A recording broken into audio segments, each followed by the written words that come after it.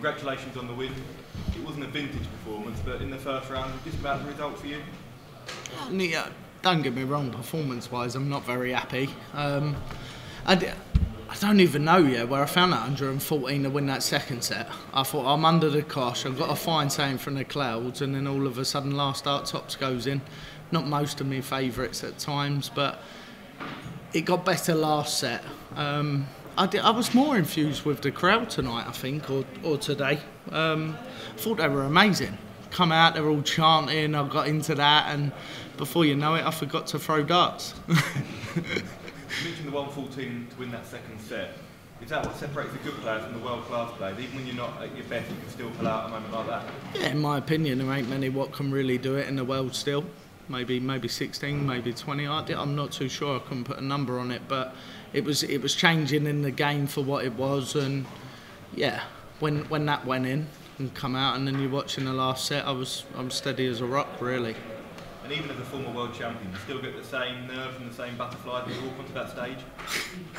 Actually, I found them worse than when I've ever had them. You know, I don't know yet whether it's a month not playing back on the TV or whatever, and having a few weeks just to myself and trying to ready myself. But yeah, I got so infused in the crowd, and like I said, I just sort of forgot to throw darts, you know. But very grateful to be through.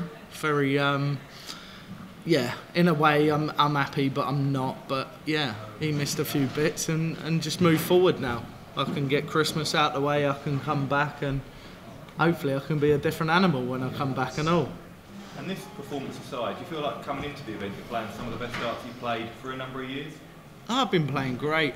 I think that's rubbish really to what I played, you know, but look, if you don't switch off and you don't do the right sort of things at the right times, he let me off and all. Usually if you have a first set like that, no disrespect, you usually get bitten, you usually lose that set, and then that second set's more important to come out and actually put a decent set in, and winning the set when I wasn't at my best maybe didn't help me mentally. I know I still come out fairly similar to the way I was first set.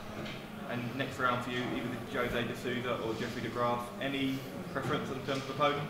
Couldn't care. Look, both quality players. I think Jeffrey's been away from the scene for a little while, and Jose, he can either be brilliant or sort of, yeah, normal. But for me, it's more my performance. It's not about that. If I come out and I perform to the way I am and the way I have been, I feel a lot happier. And obviously, I believe I'm going to beat anyone in the tournament. Cheers. Rob, congratulations. Did you maybe try too hard to lay down a marker here this afternoon? No, not with a 70 first set.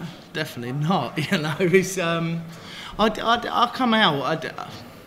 I don't know, just on the walk-on sort of took me over really, you know. The nerves crept in, I thought, oh, I'm all right on the walk-on here. And then all of a sudden I heard the sort of the cheer of the crowd and other stuff. Don't get me wrong, I enjoyed that more than the game really. But no, sort of separating the two, the game wasn't there early, so I got away with one. Last couple of days, there's a few big names and seeds dropped out of the top half of the draw. Is that something that you take notice of in your preparation? I've watched a few games just to sort of try and get in the mood, just to try and sort of infuse yourself in it, you know, because you watch it on TV, you think it's amazing. But at the same time, it's not really important to me. Usually I don't watch a lot of darts. I try and stay away with it. Or away from it.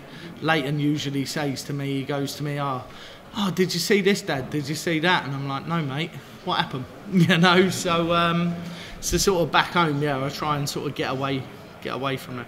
You won here on debut and you got all the headlines from your performances. Luke Littler did similar last night. What advice can you give to him, having been in that situation?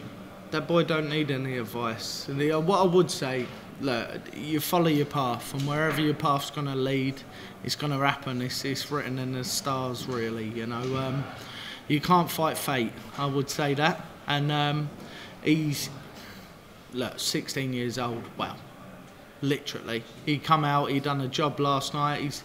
I don't know when he plays again. When does? Tonight. Oh, does he play tonight? So, yeah, it's going to be a bit of a different task against Andrew being a bit slower, but at the same time, I met this boy, I think, when he was 11. He had a bigger moustache than me at 11, you know, so I said to him, you definitely ain't 11, you know, he can grow a better one than me, but he's just purely amazing, and he just takes it all in his own stride. He's a breath of fresh air, I really must say. It's going to be good for the game. I think it's going to be great, but yeah, maybe this year, maybe next year, I don't know, but he's definitely got the minerals for it. Rob, congratulations. Cheers. You talk about Luke there. Do you think some people have suggested that he could win this tournament? Do you think he's got that in him? No, look, how could you doubt him? Debut 106 and sank, I think. How could you doubt him? And he's so calm. He's so collected. He just does what he needs to do, and that on its own is special. And the way he does an interview afterwards, he's doing a better interview last night than what I'm doing now, you know. So you got to look at him. He's going to be superb. For me, I wouldn't like to put too much pressure on him, but he's going to have the weight on him, and if he don't look, he won't feel it. Like me first year. That 114 checkout was pretty special to get yourself out of a hole in that set. Did that really turn the tide, do you feel? Yeah, I think it was a kick, obviously, for Tricole. He didn't play bad. He scored all right at places, missed a load of doubles first set. Couldn't believe it, standing there. But realistically, sort of get to the second set, get to that crunch time when he's left a double and it goes in. It changes the game for me. I'll go back in. It wasn't really, I suppose, being 2-0 up for me at that point. Yeah, it's all about winning sets and winning games. I think it was more the fact that I actually done something right when I needed it, if that makes sense. So when I did come back out, I was better last set, and that's more like it to the way I expect to play. Look, it's a couple of days off now because I might have overdone my practice a little bit, you know, a little bit tight there in the throw and all. So that needs to change. Thank you. Seeing all the hype around Luke and on debut, does that remind you of that first year for you? Does that inspire you to go on and think, I want to do that again, you know, before Luke takes over? Nah, not really. Look, Luke's Luke and Bobby's Bobby. It's just the way it is. It's a fact of life, you know. You're going to do these things when they're ready and when they come out and where the game is. I didn't really show me best today, but that boy's buzzing, and he's going to have a great tournament minimum. He's going to learn a load, go in there and come out with more experience at the end. So good for him, and wherever he reaches, fair play to him. But for me, yeah, it's all the improvement now. Cheers. Rob, you've been thrown in the same quarter as the world champion and won Michael Smith, but a lot of people are saying that you are the favourite to come through it, given the form that you've been in. Do you feel like the favourite to come through? Look, Michael's a great player. He's won the World Championship this year so well. He's done everything what's been asked of him. I think I never really realised until I won it that actually it's a different commitment. I don't think anyone will realise that commitment until they win it. And he's held it well, you know. Don't get me wrong. I like playing Mike. He's a great player. You know what you have to do. You know how you got to perform. But I wouldn't really particularly put myself favourite. You know, I have to be on it, and if I'm on it, I've got every chance to turn the tide and get it going in my favour. You mentioned that you're not happy with your performance. We do get a lot of people saying that they're not happy, but the win is the most important thing. When you won your World Championship, you survived a few match starts early on, and then you peaked right at the right moment in the semi-final. So you know more than anyone just how important it is just to get over the line and then take care of business next up. Yeah, the thing is, obviously, you get lifelines and stuff, and then you survive to live another day, you know, and a different day is good enough, and it will be for me this week. I won't come out and play like that again. I will put that out there. I don't believe that is it. I did get sucked in today, but it wouldn't happen next time, and it's going over even longer format, so I can relax a little bit more, and yeah, maybe get me practice right, but realistically, I have a couple of days off now, maybe overdone the practice, and just loosen up really, because the game's there. We've seen a lot of former champions already, Michael Van Gogh, Price, and we've seen Peter Wright on this stage. And they all played in the evening. You as a former world champion, do you feel like it's almost disrespectful to play in the afternoon as opposed to the evening session? Not really. I think you look at that, I hit an 89 or whatever.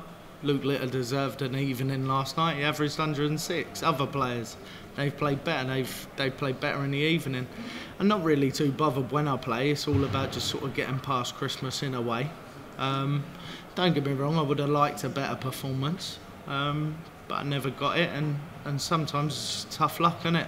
Sometimes you just don't get what you want in life, you know. But I'm still here. I'm still pitching, and I'll move on and I'll still keep giving my best for the next one. Well, big well done to you. Cheers, mate. Thank you. Rob, that looked quite a comfortable win for you. Is that welcomed, or would you prefer to be more pushed in those early rounds to get you focused? Nah, longer format. I feel a lot happier. That's what it's all about for me, you know. I would love to play better, but look, you win 3-0, you get what you get, and it's all about just moving forward now. Just next couple of days, have a little chill, get back on the board, and I'll be a lot smoother for that. So I just sort of really get through, you know.